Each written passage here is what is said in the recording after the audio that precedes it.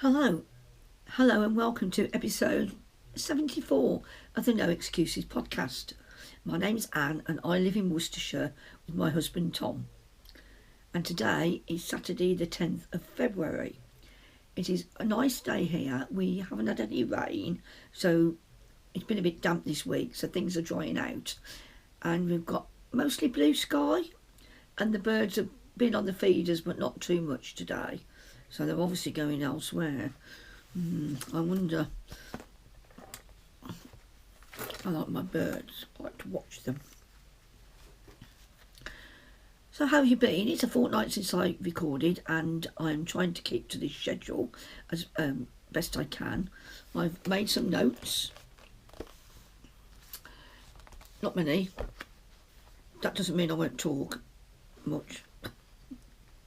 But yes, we are here to catch up with the last of my 12 cast-ons, and I'll show you the progress I've made. Not a lot really for a fortnight's knitting, and I will also tell you a bit about what I've been doing and some general chit-chat. So there's no incoming, right? There is no incoming. Not yet, because I'm still awaiting. There's a cami order that I placed right at the end of December, and that still hasn't arrived. I don't know whether to ask them whether they've missed me out. Anyway, I've got a receipt, so it don't matter really. I hope you're all well and that you're keeping okay. I have got coffee by the side of me, and I'm surrounded by debris as usual. My glasses look like they could do with being cleaned, but I'm not going to start again. So my glasses look a bit grubby, I'm sorry. You're used to me, aren't you? I hope. First of all, quick bit of admin, as always. Everywhere you can reach me, email, Ravelry and Instagram are all below.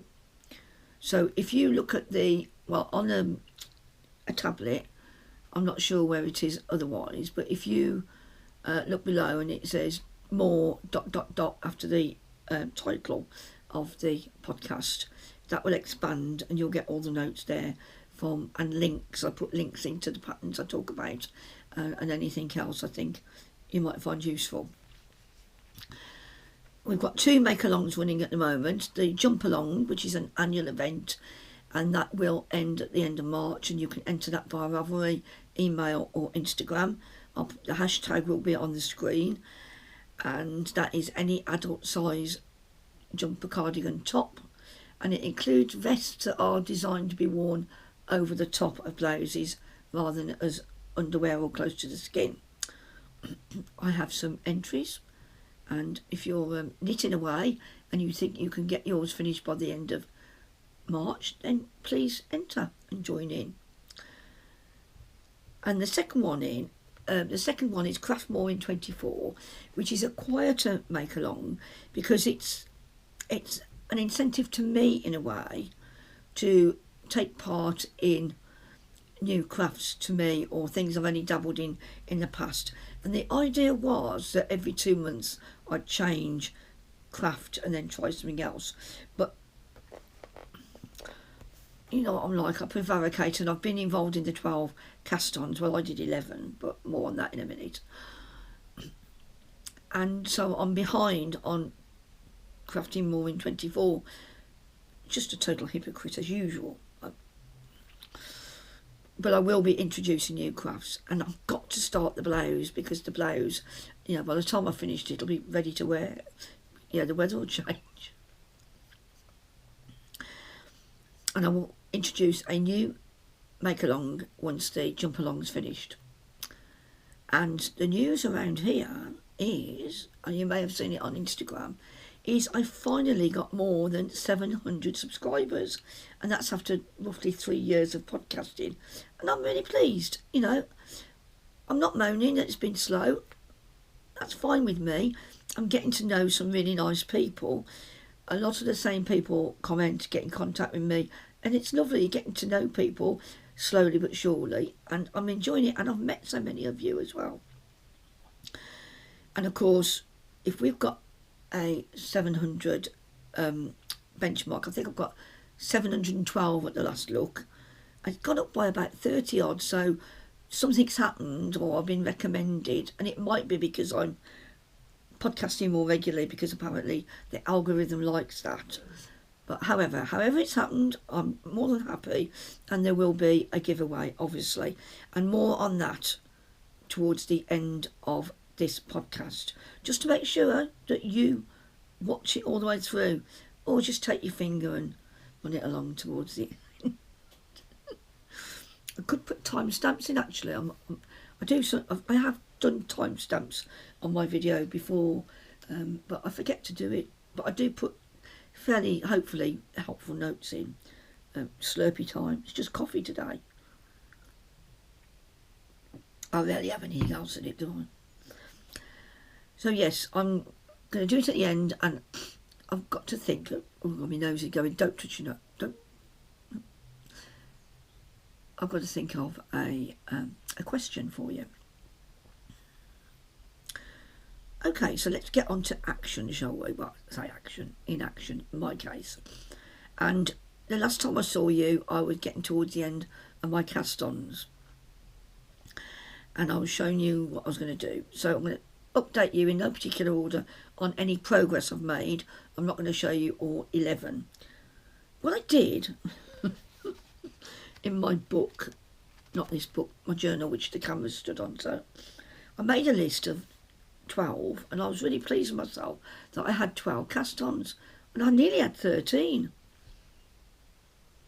And then I hadn't included the number 10, so I've only ended up with 11, because I didn't do the additional one anyway, getting too near to the end of January. And I thought, no, I've got enough to keep me going, that's fine. So my 12 cast-ons, done in conjunction with Ange of Yarn and Yarns, are actually 11. So, but one of the earlier ones I cast on was the Soundwave, the Soundwave top, and I'll put a photo of it because the designer has put more contrasting colours in than I've used, and I've been working on this because I wanted to get to the split for the arms, so that I can just sit there at night and just go round and round and round, which I hate doing, as you know. So this is my Soundwave. I've no idea how it's going to come out on the camera, but I'll try and unravel it a bit. The arms are on scrap yarn. You can see I've only just split. So it's done in, this is Merino, silk and yak, and it's got a grey mix to start with, and then I'm using just the undyed base that I got from Chester Wool, and I've also got some that I bought from Emma of Yarnworthy. And the colour of the neckband and the all colours in between, can you see that sort of slightly aqua colour? And then right at the bottom there's a purple, and all those are taken from my needle and thread advent from last year, 2022, not 23. And it's looking a bit bumpy, where the colour work hasn't got any increases in it. The increases are done between the bands of colour work, and therefore they're looking a bit lumpy, and I'm hoping that will block out. I'm also hoping it will fit me. It looks like it will do. I've done the biggest size, which is, I think it's 55, but I'm knitting it on a slightly bigger gauge because there's no way I'm going to get to the gauge that they've asked for that. So I'll make it a bit bigger, which should be good for me, because I may put longer sleeves on it, because it's designed to be a top with short sleeve. The designer made it into a crop with short sleeves. I may do it longer if I've got enough. Well, of course I've got enough wool. It's just a matter of what combination wool I want to use towards the end and things. I don't really want to put a pattern on my belly, if you know what I mean. Draw attention, but I don't mind putting something at the end of the sleeves. So there we go. I'm hoping you can see the colours okay. We'll have to see when I start editing. I might have to take a photograph and put it in. So you don't get a lot of definition, and that may look better when it's blocked, but I'm quite pleased. It's a subtle colouring, and as someone that doesn't always do subtle, I'm quite pleased with that. It's lovely to knit. The only thing I will say about the Merino yak and silk is it does pill a bit. You get like little tiny balls of dark whatever, I don't know whether it's yak or just occasionally appearing even when I'm knitting, and it's usually when I've been doing colour work, so I've got one yarn rubbing against another, and that's just it. But you know, I've got that Blue Moment cardigan, and that sheds a little bit, but it's been fine. In fact, I need to use that, wear that again because it's gorgeous. So that's my Soundwave, and I'll put the name of the designer up because I've forgotten it. And then what I'm also carrying on doing crochet squares. I've got some here that need the ends. If I'm tired at night, and I might do 2 or 3 before I fall asleep, or when I'm sat in the armchair at night, or yeah, or I'll sometimes bring them in here and do some if I don't want to do any knitting or my arms got stuck. These are made out of wool that's been knitted before. That's been taken off my what's the one from Turtle Dove that I undid because I didn't like it. That's been taken from my Turtle Dove. It's going to be for a blanket. I was intending only to use pastel colours, but now I'm using anything I can get my hands on because I'm just going to do several hundred, maybe even 1,000 squares, something to make a big blanket basically. Not with anything particular design in mind. Of course, if I get to the stage where I've got enough for like 2 little lap blankets, then I might do a pastel and a brighter dark one. So we'll see. It's not set in stone, is it, knitting? And the other thing I talked to you about last time was the Odette jumper by Sari Norlund. It's a plain crew neck jumper that's top down, and hers is knitted, it's a DK weight, and she's used mohair and silk along with a merino thing. 4-ply anyway, 4-ply and lace. And I've done the same. And this is the result, which I love. And again, not that dissimilar to the Soundwave in the fact it's very subtle colourings. I'm holding, I showed you all the colours last time, I haven't got them out this time. But the mohair has got, it's like a dusky pink, and it's got hints of green and yellow in it, or darker pink as well. So you get this nice mottled effect, and it feels lovely. It feels lovely, Ginny. I know she said, get over yourself with all this fluff. But I like it. And I've got the wool, so put it together. Now I was very cheeky and I said to Penny, I gave Penny a skein of the mohair fluff because I knew she'd like the colours. At Christmas, it must be about 2 or 3 years ago. And I very cheekily said to her, can I have it back please if you've not used it? I said, if you've used it, that's fine, or you're giving it to somebody else, that's fine. If you haven't, can I swap it for something else? She said, of course you can. So I've got another one of those coming, because I think the dark grey does obliterate the other subtle colours, because the BFL that I'm knitting with, the 4-ply, some of the skeins have got some speckles in, variegation as well. And so they're all very, very subtly showing up. And I'm really pleased with that. I love the way it feels. I need to work out how deep I want the armhole, because I've put it there.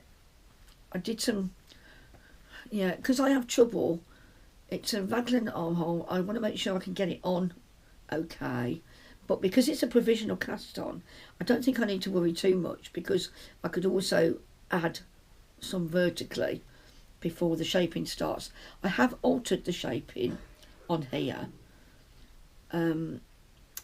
because I wanted it to last a bit longer, so I've done a modification, so I will write that down. I have written it down to add it to Leslie's of Not Quite Enough Yarns, her modification mal, if I remember. So I'm pleased with the Odette as well, and that's off on the needles. Because I'm normally I only knit on single things, or one in the day, one at night.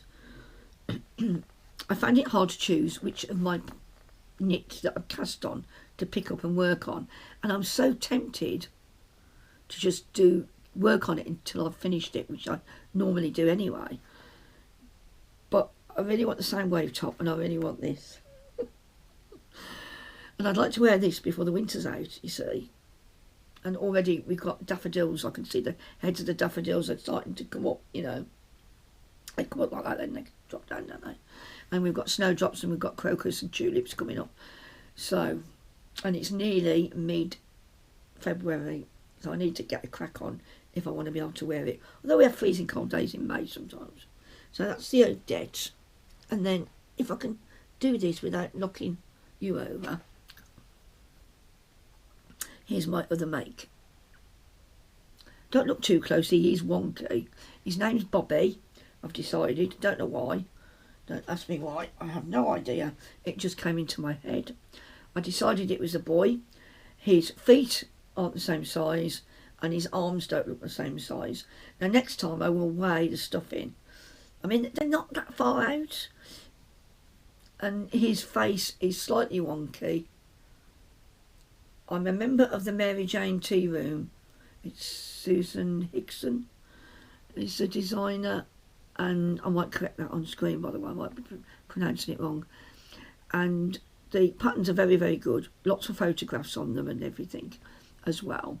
And she links to video tutorials that other people have done for certain techniques. Now, this is knitted in Cascade 220, the worsted weight one.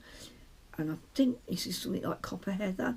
And he's got a very green, verdigris sort of tinge to him if you look closely. I don't think I can see any stuffing. I've used white stuffing on him because it's my first bear and I'm used to using the stuffing. Sal very kindly sent me some of the, you know, the stuffing that you get in packages sometimes nowadays. It's wool, squashed up wool. And I'll use that, I think, when I'm more used to the pattern, or it's got less shaping in, because that comes in a flat pack and I'm not sure how it's going to behave, whether it's just going to fall apart if I start pulling it apart, I don't know. But yes, so his mouth is a bit wonky. I think his eyes are okay, but I have to say I joined the Facebook page for these bears at least 2 years ago, I think, and some of those faces are a bit more wonky than mine. Usually people saying, this is what I've done, how can I correct it, type of thing. But yeah, I'm pleased with it. It is, any toy is more fiddly than just knitting. I did mine in the round on DPNs. I've got a set of zings and I find them to be very good because they don't, even though they're metal, your stitches don't fall off very easily. I made his head too long, so I've had to put his head in because it looked like like a rugby ball. But yeah, I'm pleased. Now I'm going to make him some trousers and I might make him a jacket. But the detailing I like that people have put into their bears, some people just make them again and again and again, and I've bought enough wool, me being me, you know, why order for just one bear when you can order for 3? And I've every intention of doing a girl, dressing him, and maybe making a third while I've still got the Cascade 220. But I've also got the Knitted Animals book by a lady that I can't remember. I bought it after Cass showed it on the We So and So podcast, and she'd made something. But what I like about the Tearoom bear is I feel that the head is in nice proportion to the body. I know the feet are a bit bigger, but that's because he should stand up, but mine doesn't. Anyway, moving on. A couple of the heads on the Knitted Animals book look too small compared to the body, and that I don't like that look. And because I've not made any from the book, I don't feel like I can make any adjustments until I've had a practice with those particular patterns. But I will. I'd have a go at trying to make the heads a bit bigger maybe. Once, because quite often you get like a basic shape for a head when people design different animals, so that you get to know its structure, and then it's just the differences between the different shaped animals that make up the ears, or the, you know, if it's a ram, you know, the horns. So yeah, I'm pleased with Bobby. He's going to be dressed soon, hopefully. But by the time you see him, he'll at least have his trousers on. Poor thing. It's probably cold. Say bye-bye, Bobby.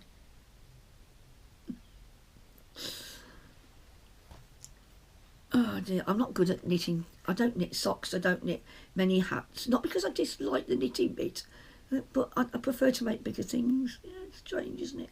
What we get used to. What else have I done? So out of all the ones I listed, the one that I showed you last time that I'm not doing is the Oslo hat, because that would have been number 12. And I just couldn't get my head round what wool combination I wanted to knit in, because again it's done in fluff and 4-ply. I'm not looking at the screen because I can see Ginny rolling her eyes at me. But also, yeah, I couldn't think of it would be in the loft, so I would have to get in the loft just for a couple of balls of mohair, and I didn't know what to mix it with. I wanted a pink hat, I thought, but then about 3 of my hats, and I've only got about 4 or 5 are pink, so I need to change it up a bit. Grey hat would be nice, wouldn't it? And I've got some Malibu, that was a gift, so that would be nice. See, when you start talking about things, ideas pop into your head. So no Oslo hat, but I have lengthened the sleeves on my Felix jumper. Excuse me. I've just had some very out-of-date Vita. You know, the dark rye ones. And I think they're repeating on me. They were very out-of-date. I tasted a bit and I thought, oh, they're nearly going soft. Should I eat them? And I thought, I don't like to waste them. I'll eat them. 3 of them. With cheese and chilli jam on for my lunch. But yeah, I think they're repeating on me. Now, lengthened the sleeves on my Felix, and I'm really pleased with that. I think I shortened them after I finished it initially. I think the body was too short and the sleeves were too long. I adjusted them, and then the sleeves were too short, because a bit like this one, I'll tell you what I'm wearing in a minute, like this one, the sleeves creep up my arms a bit, and although it's better for me when I wash my hands and things, because I find it hard to push my cuffs up, sometimes I feel a bit cold. Wrist warmers, Anne? Have you got any more? I wondered that you could make some wrist warmers out of. Possibly. And I need to make some more leg warmers, because they've been very successful for me. And I'm thinking of putting, I've got some DK weight little squares that I made.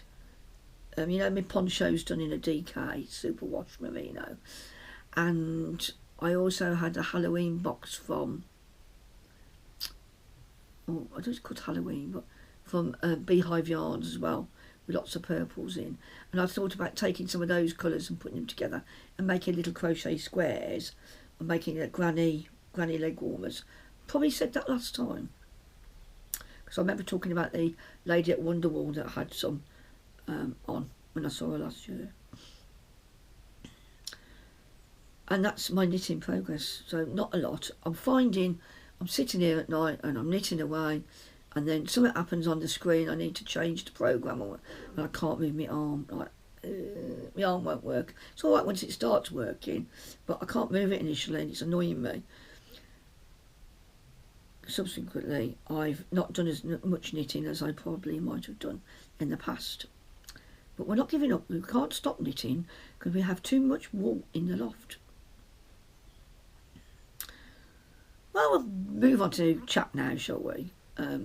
Because I've been chatting anyway. What am I wearing? Oh, let's do that first. Right, so I've just had a quick look on Ravelry. This is A Girl's Best Friend by Isabel Kramer. I'm not going to take it off, but essentially it's a lovely patterned triangle. But I made a mistake in the fact that it's supposed to be 2 different laces there, and I've just carried on and didn't read the pattern properly. I'm very pleased. I wouldn't mind making this again. I've used, I think, I've got the page here. I used some Eden Cottage yarns in Tempo, which I think is merino and nylon, which is this one, this bluey green, and then I've used cashmere sock in ballet slipper, it's beautiful pink, and then pecan at the end. And it's a really, really nice knit, and I love knitting with the cashmere because it's got that softness and a little bit of bounce in it. And I really like it. It's a nice textured knit because you've got the colour, you've got bobbles there, lace there, you've got the border, and then you've got the texture up here at the top of the triangle. And you would have two different laces if you read the pattern properly. But I love the colours that I've put into this. I think they go really well. But this is not, it's a bit blue for me to wear. I don't know. Anyway, so yeah, this is The Girl's Best Friend by Isabel Kramer. It is quite a popular pattern. Well, I've still got the page up on my phone. It has got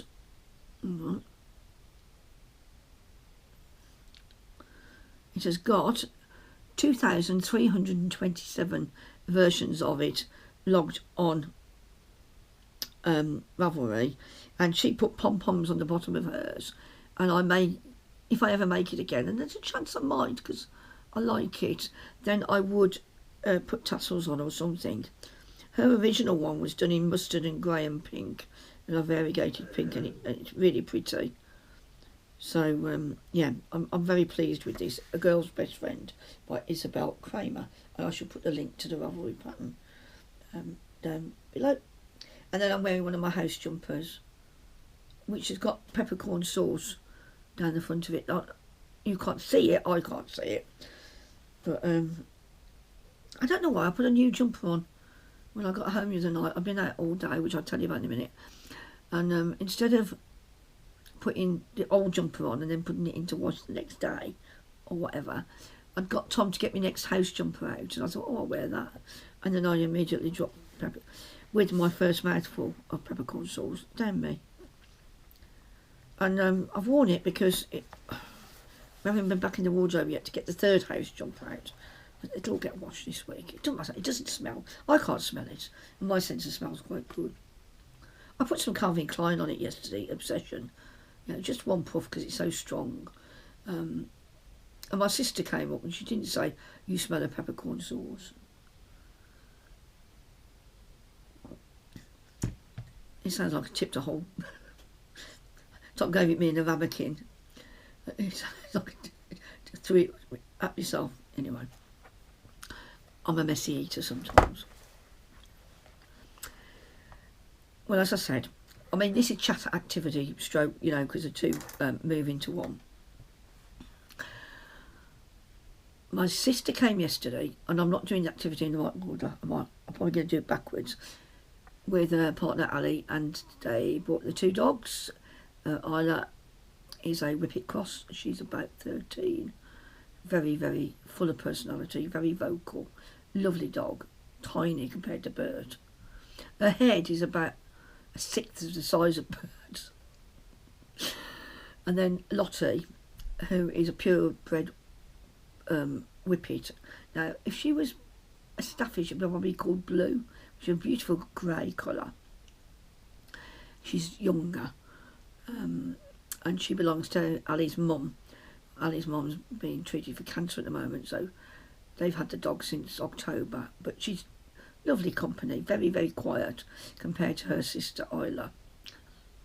Anyway, they came to see me because they live near Oxford, and while we've had Bertie, because Bertie wasn't dog friendly, we haven't been able to go down and see them. I think we went down, they moved into a bungalow 4 years ago, and we've been once.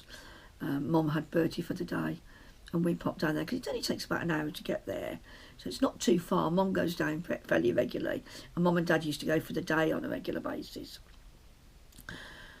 So they came up and spent a couple of hours here chatting, and they bought us the most divine rum. It's Kraken, which is quite a nice strong dark rum, spiced rum, and it's the coffee flavoured one, and it's gorgeous, and it's so nice that you could drink it as a liqueur really. and I think about putting some in my coffee. And then I decided against it because I probably slur my words enough without adding a drop of alcohol. But yes, I've got that to look forward to because I do like a kraken. When us girls go to Wetherspoons, when we go to Merino, and it's always afternoon, after noon, 12, we, because we're always too late for breakfast, we have a double rum each, and me and Liz always have kraken with a diet Pepsi, and then we have chicken and chips. Anyway, yes, so I do like a drop of kraken. Full-bodied rum. I don't drink gin, don't like gin. Now, anyway, yeah, they came up and my sister had been scanning in some of her photographs. Now, I was looking through them, 40 odd photographs, and I looked through them and I was so pleased because I think I've spoken to you before about this jumper that I knitted years ago, and I was still at home. So I left home in 1985, and I think it was before then.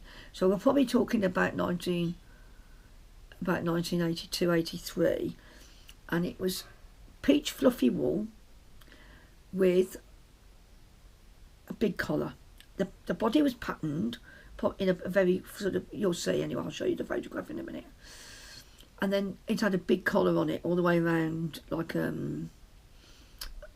ruff, a flat, anyway. And you had to cast on so many stitches. I can remember sitting in the lounge in a very noisy household of 6 people with the telly on one evening, trying to count to how many stitches I needed. Probably a double knitting gauge. And of course in those days we didn't have stitch markers. Well, I didn't know about things like that, if they existed back then. And also it never occurred to me to get pieces of wool and put them every sort of 20, 50 stitches. But I had to get it right because it's a lace pattern, and I couldn't think past the fact that the lace had to fit because it was all the way around and you'd see a mistake if there was one. Anyway, I got there eventually, knitted it up, and you will see the result. And it's out of everything I've made over the years, it's the one thing that I wished I'd kept a picture of, because not because it's particularly complicated or anything, because I remember the difficulty I had casting on for the collar. And I've got a perm, no questions asked, everybody had perms. Now we'll embarrass my mother and show you another picture of around the same time, and my mum sat on the settee, my auntie and uncle are there, and my grandma and granddad, my dad's mum and dad, were there that night. And my mum sat in the middle of the settee with a fag in her hand, because everybody smoked back then, didn't they?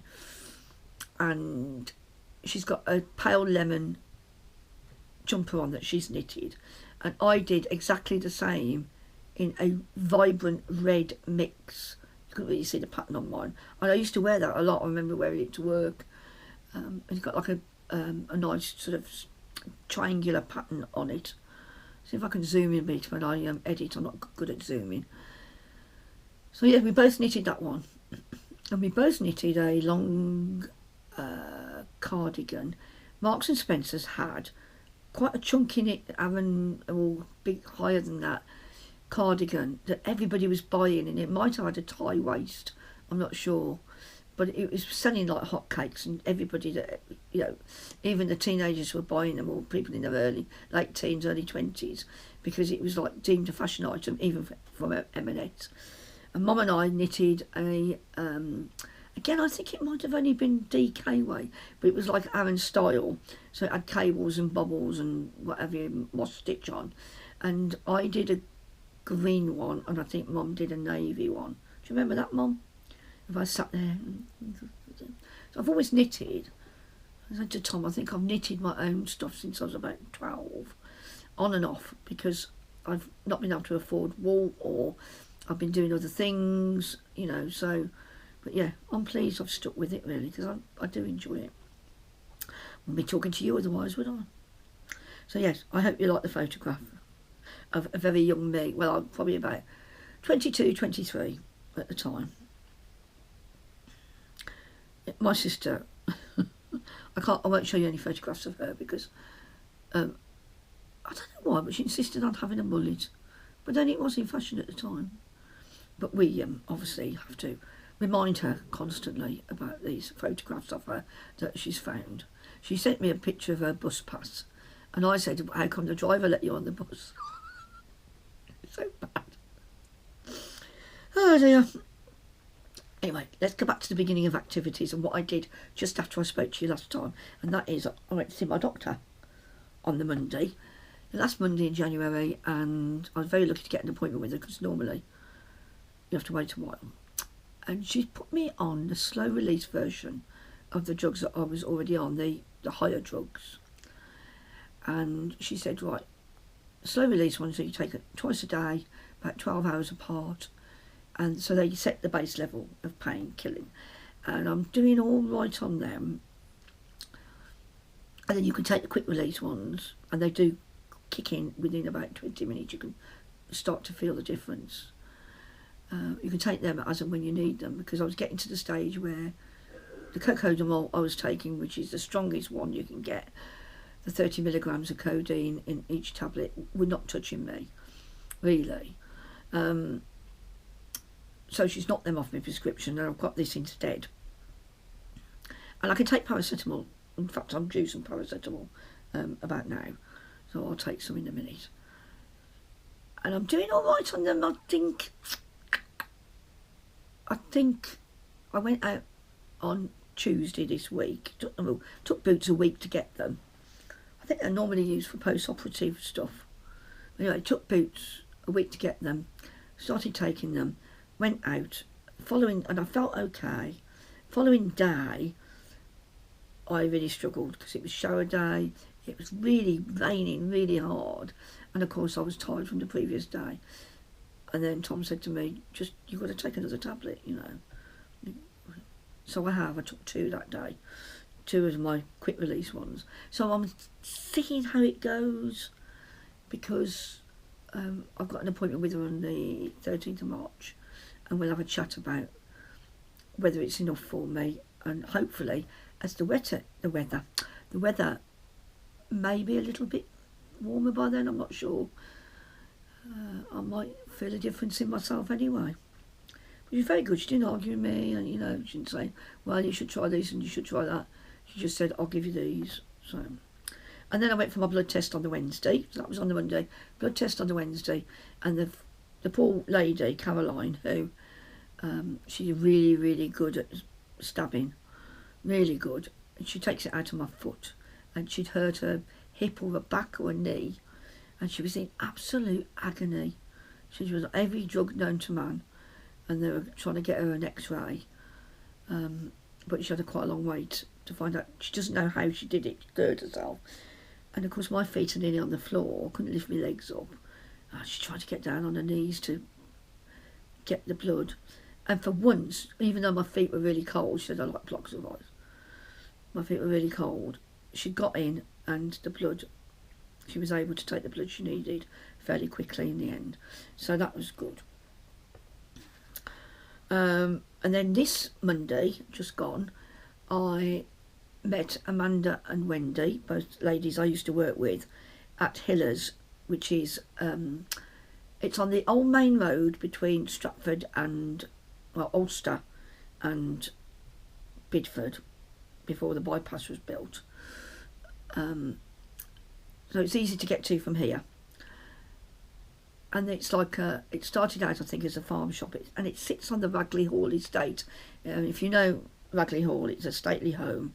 I don't know if you can go in the hall itself, but they do have events outside. They have the Midlands Air Show there, for instance, with lots of aeroplanes and hot air balloons, but we've never been. And they have a country show as well. I did go there to see Kirsty Allsop, well, not to see her, but I did see her, the Kirsty Allsop craft shows, and that was quite nice. Quite enjoyed that with my friend Nick, who also does crafting. That was a few years ago now, and they ran them and they didn't do them again. I don't know why. I don't think it was COVID that stopped them. So yeah, went to Hiller's, and we had well, I didn't eat because I've not long had my breakfast, but they had a lovely meal they've got like a conservatory add-on to what might have been stable block years ago, or outbuildings for the estate years ago. They're sort of old buildings, or they've been made up of old brick, but they've got a bigger area that's more modern, but it's very noisy in there. It's got a very high ceiling, but we couldn't get a table otherwise. So, and Wendy had burger and chips, and she said, I'm never going to eat all these. And then she was like, eating the last of the chips after she'd polished the burger off, going, I've eaten too much. She kept saying, have some chips. I don't know. So I didn't want to eat. And then Amanda had goat cheese salad, but it was a main course, and she said, I've got a roast dinner. She said, I didn't think it'd be this big, and it was very generous. Chickpeas, beetroot, mixed leaves, balsamic vinegar, I thought she said compost. It was called farmhouse compot, I think, like a chutney on the side, and 2 big slices of grilled goat's cheese with balsamic on it. So yeah, she really enjoyed that. I said, well, if we go again, because I'll eat goat's cheese if it's mild, and she said she felt it was mild. I might like it, but I didn't want to taste it. So next time we go, we might share one, because it would have been too big for me as well. So that was nice. And then we went into the farm shop, went into the gift shop. Didn't buy anything there because it's very expensive. Very nice, but very expensive. And then we went into the farm shop, and I had a look, and I bought some venison.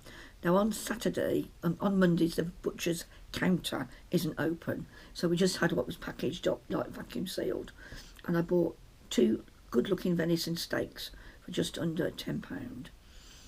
Now, I'm not very good at trying new things. I'm a bit of a wimp.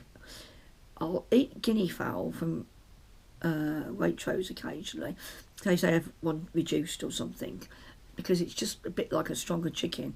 I wasn't keen on pheasant when I tried it, because I live in quite a pheasanty area, and my friend's husband used to beat on a pheasant shoot. So she gave me some pheasant breast, and I wasn't so keen on that. Then, so I'm not very good at trying different things. But I thought, no, I'm going to try it because it looks nice and lean. And we've got some, in the freezer, some triple cooked chips from M&S, from one of their meal deals. And we never eat the whole meal that you can get, a main, a side and a dessert type of thing. We can never eat all those together. So on the Wednesday, we had venison. I had some salad and and the chips as well. And the venison was absolutely gorgeous. And I had some peppercorn sauce, which I've already mentioned, to go with the venison, in case I didn't like it. Actually, I just dipped my chips in it, and that was my downfall. Because trying to get my chips from the ramekin, which I'd put the other side of my plate, stupidly, into my mouth, was a bit of a disaster. But there you go. It was what it was. But I really enjoyed the venison, and I'd definitely have it again. And what I like about it is it's local, it's farmed meat, it's looked after on the estate, and so it hasn't had to travel far. I don't know whether it's classed as great game or it's classed as being domestic. I'm not sure about it. It's different licence, and they can kill them different ways, you see. But yeah, so I'm pleased about that. And I would definitely buy some again occasionally. And I don't know whether it'd freeze. It might freeze okay, I would have thought, because beef freezes. And it did taste like a really tasty beef. Tom said he overcooked mine. He said you wouldn't get that in a restaurant, because he knows I don't like it running with blood. I like it. I don't mind pink. But yeah, so that was a real success, and I'm very pleased that I tried it. Mum had visited us the day before, finished setting up some of her photographs on her new tablet, and I showed her a bit of my knitting. She's making some curtains out of patchwork strips for her kitchen at the moment, And if I remember, I'll put a photograph in that she sent me the other day, how she's getting on with them. I think she's enjoying it, but she's getting frustrated. It's probably taking her a bit longer than she thought it might. And then on Wednesday, this Wednesday just gone, I met Elaine. I thought Liz was in Exmouth still, but obviously I got my weeks confused. She was back home. But went to Merry Hill with Elaine. Stayed longer than I should have. Went earlier, stayed later. And basically we just sat in M&S and talked. We went to M&S and then we went to Costa just before coming home. Looked around Asda, couldn't find a smaller jar of Marmite. Such is my life. These are my problems in my life, the size of a jar of Marmite, because I don't really use it very often. And yeah, we had a nice time, but I was tired afterwards, very tired. But it's nice to get out. You've got to make yourself get out. Might go and see Mum tomorrow. She's now saying it's going to rain, and if it's going to rain, then I will avoid going out, because I am going out on Monday. I've got to go back to the doctors for the results of my blood test. I could be anything, right? I could have higher cholesterol. I could be diabetic. I'm very overweight. My diet hasn't been as good as it used to be more recently. I've been eating a lot more snacky things instead of proper meals. So we'll see. And then we'll deal with it as and when we have to. Because I'm not going to be stupid about it if they do say anything bad that needs adjusting. Because I've got enough physical issues without having any other issues going on, to be honest. So there you go. So what have you been doing? Do write to me if you have aches and pains and things, and you want to chat about it. I'm more than happy to swap notes. I do that with a couple of people, and I think it helps, because those people that say they pain or they can't get out and about, and it's very, I think it's good to talk to somebody who does get what you're on about, oh yeah, I know what you mean. Well, actually no, you don't really, because you haven't experienced it. Not that you're being horrible to that other person, but to talk to somebody who's actually going through it can be helpful, I think.